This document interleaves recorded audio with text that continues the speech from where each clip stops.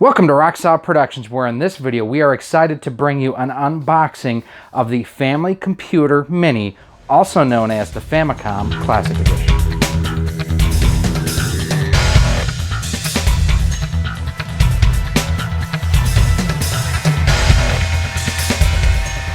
Hey everyone, Gary here with Rocksolid Productions. Thanks for stopping by and checking us out. If this is your first time on the channel, I want to welcome you.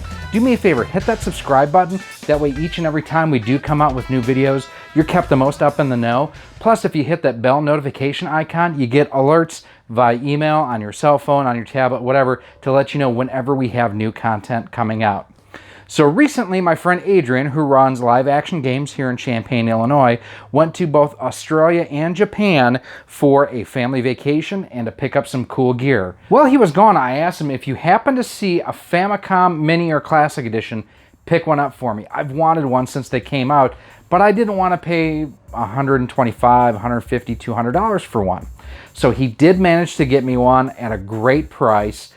He made a few dollars off of it, but you know what? I'm glad that he did. So what we're going to do is we're going to take this, we're going to unbox it, we're going to see everything that it comes with, we're going to check out how it's set up, and then we're going to actually take a look at some of the games that come on the system. All right, so looking at the box, first of all, I mean, this is the perfect duplication of the original Famicom box and everything. It's got the two controllers and everything, the eject switch. The Zero B, that is basically the Japanese version of the ESRB.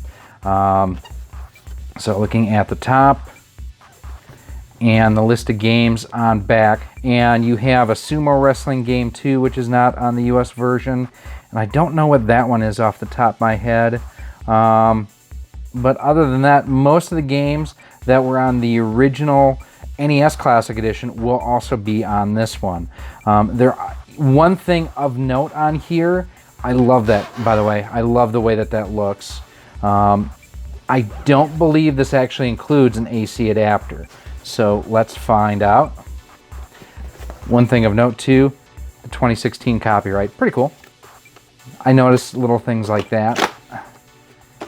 The seal is broken. I feel like I should have white gloves on right now, you know what I mean? So, quick start guide. And inside we have the system itself. Oh, those controllers are so teeny tiny. We'll show you in a second.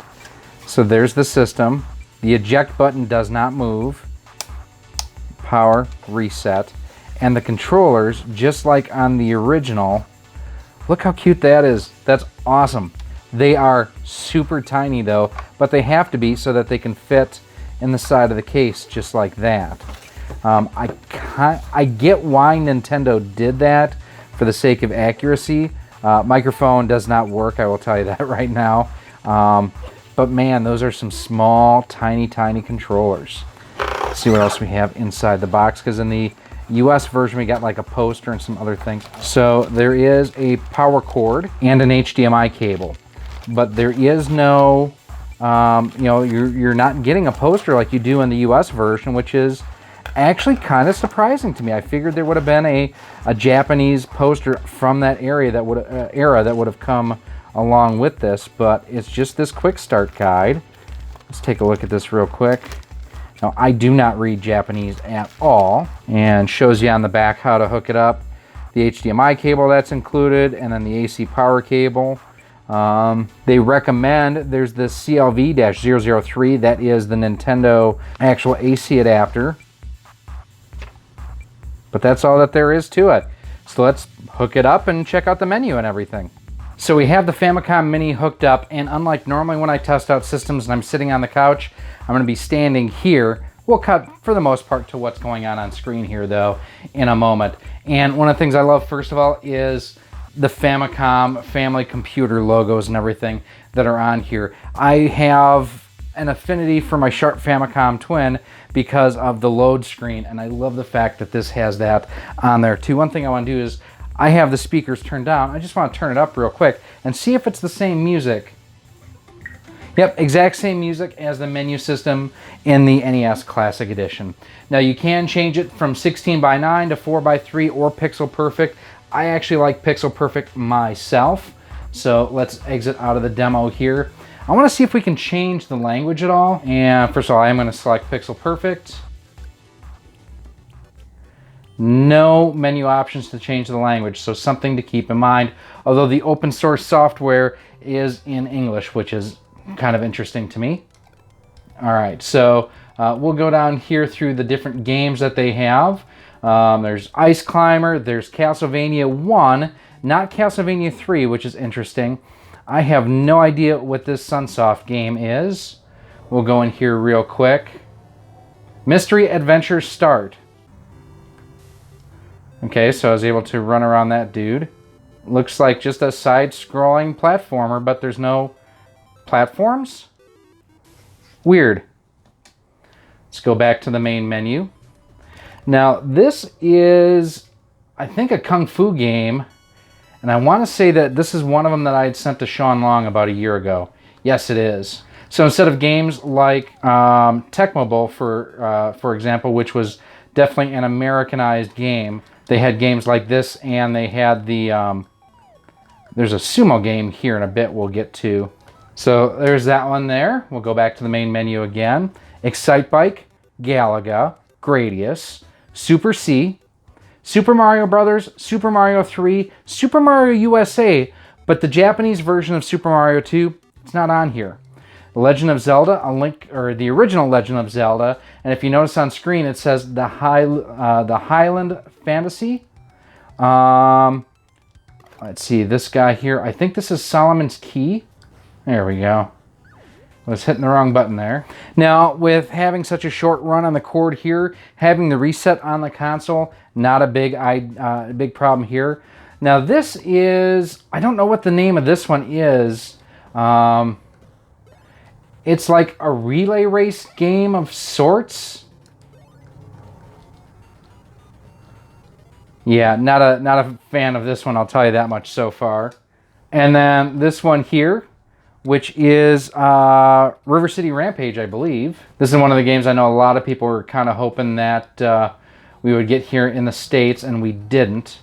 And it looks, you know, great. I always thought that was funny, the way that these characters always just look so scrunched up. The animation style and the artwork was funny. Controls seem pretty spot on. Now, I do have the system or my TV in game mode here. Such a great beat 'em up.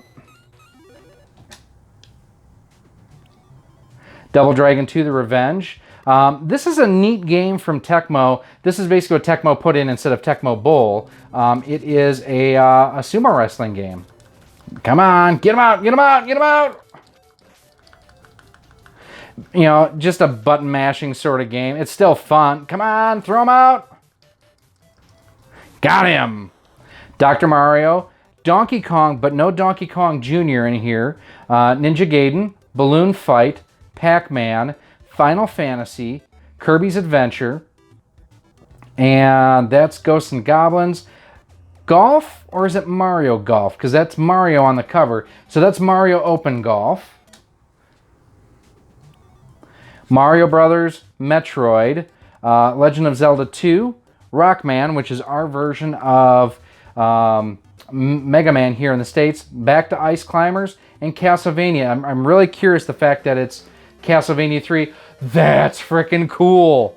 The fact that it has the Famicom Disk System load screen. That tells me, I hope this means that this has the enhanced audio. I gotta find out really quick here. Oh, please have the enhanced audio. I know it's kind of guerrilla playing the game and having coming through the speakers. Interesting that they still have all of those components in here.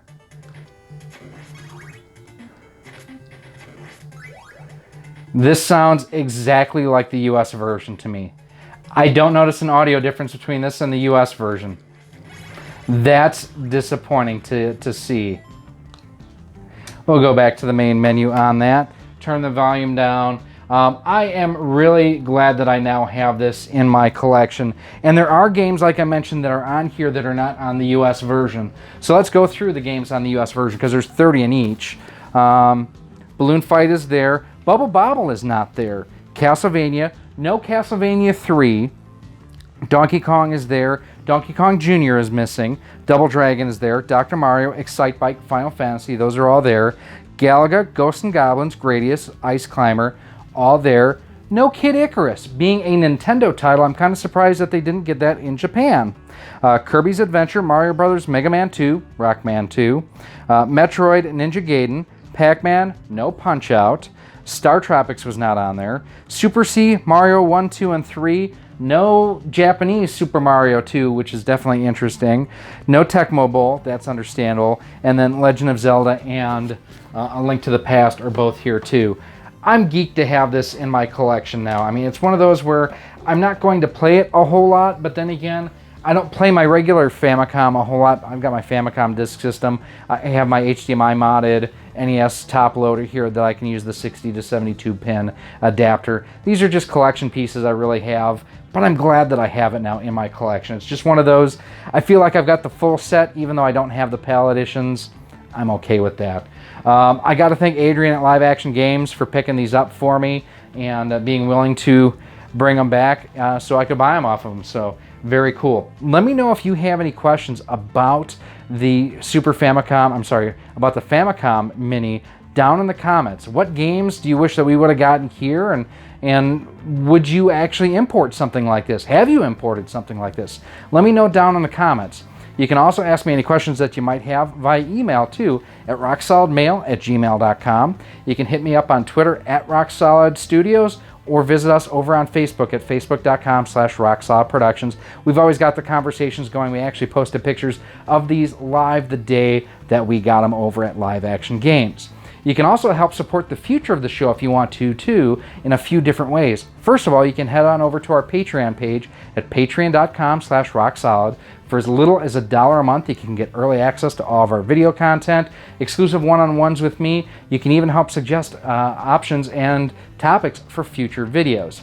You can also head on over to our Teespring store where you can pick up merchandise such as t-shirts. I have the link on screen right now. I am working on new designs featuring not just Super NES cartridges, but NES, Genesis, Mega Drive, Master System, and a whole lot more. So check us out over there too. They are print to order, so generally within 3 to 5 days of when you order, you'll go ahead and get your shirt. And finally, like I mentioned at the top, make sure you hit that subscribe button. That way each and every time we do have cool stuff that we are covering and featuring here on the channel, you're kept up in the know, especially if you hit that notification icon.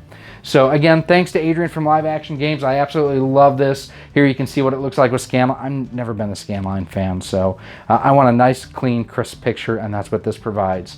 I am Gary. This has been Rock Solid Productions with the unboxing and initial testing of the Famicom Mini Edition from Japan. Thanks for watching, and I'll see you soon.